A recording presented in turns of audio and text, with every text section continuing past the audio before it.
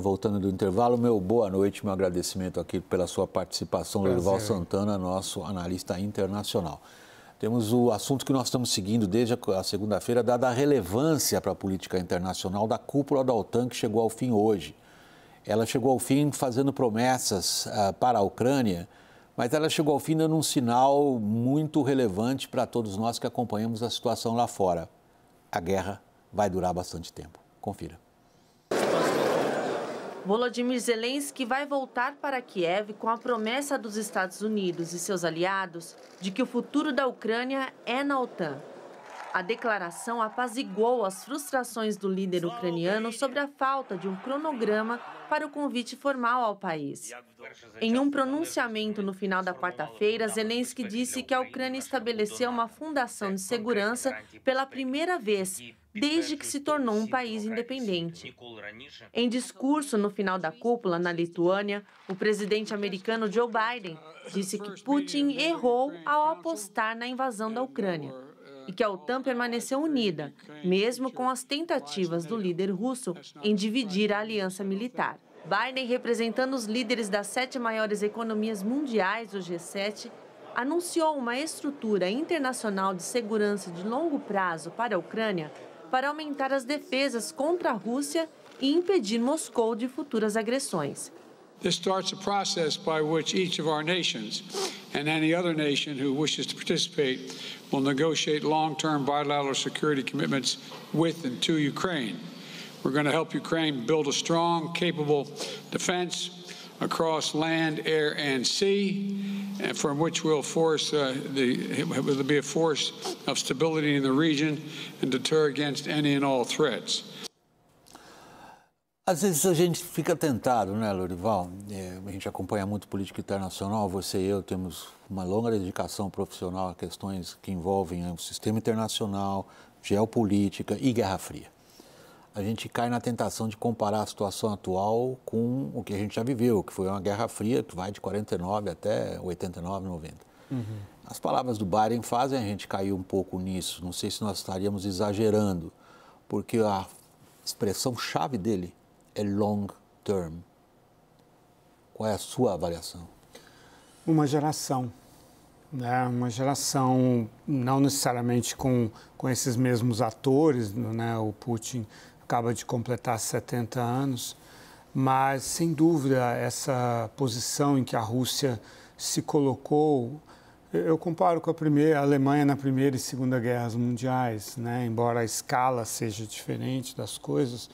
Mas quando um país do tamanho da Rússia, com a importância dela, com o arsenal nuclear, se coloca na posição em que se colocou de humilhação, isso tem consequências para uma geração, né?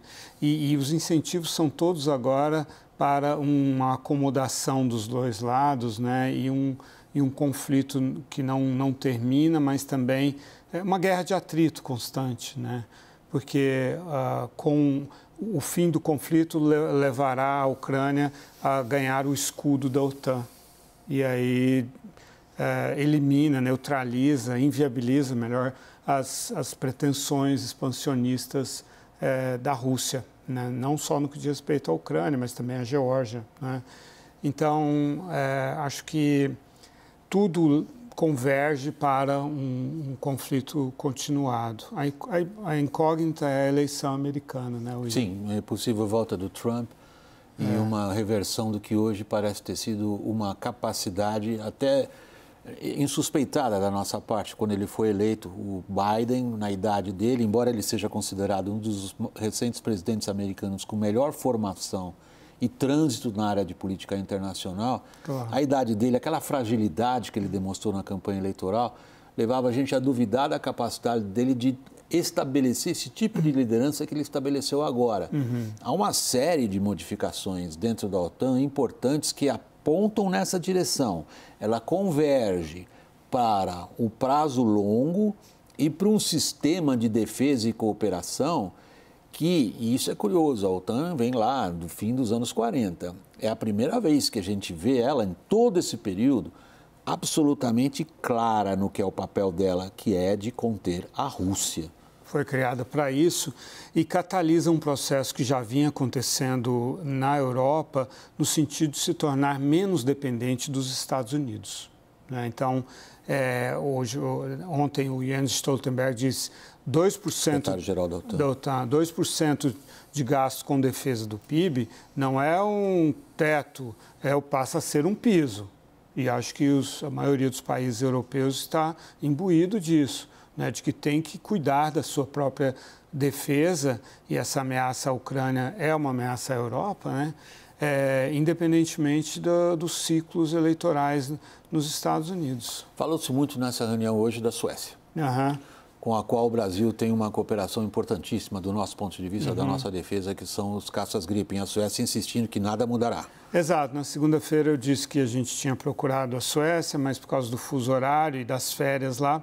Mas tanto a embaixada sueca quanto a Saab, que é a empresa que fabrica os caças Gripen, nos responderam dizendo que a entrada da Suécia na OTAN não muda a cooperação bilateral entre a Suécia e o Brasil, que isso é especulação, não reflete a postura do governo sueco, que é um investimento de longo prazo e que os Gripen participam dos exercícios e das missões da OTAN, que a Força Aérea Sueca não pretende comprar outros aviões, que vai continuar com os Gripen, e também a Saab, dizendo que está muito feliz com a entrada da Suécia na OTAN, que ela fabrica inclusive outros tipos de armamentos, como submarinos, e que os Gripen atendem aos interesses, aos padrões da OTAN e tal, e que as 6 aeronaves Gripen que foram entregues ao Brasil são operacionais, não são protótipos. A gente estava se referindo, no caso, aos Gripen E, né?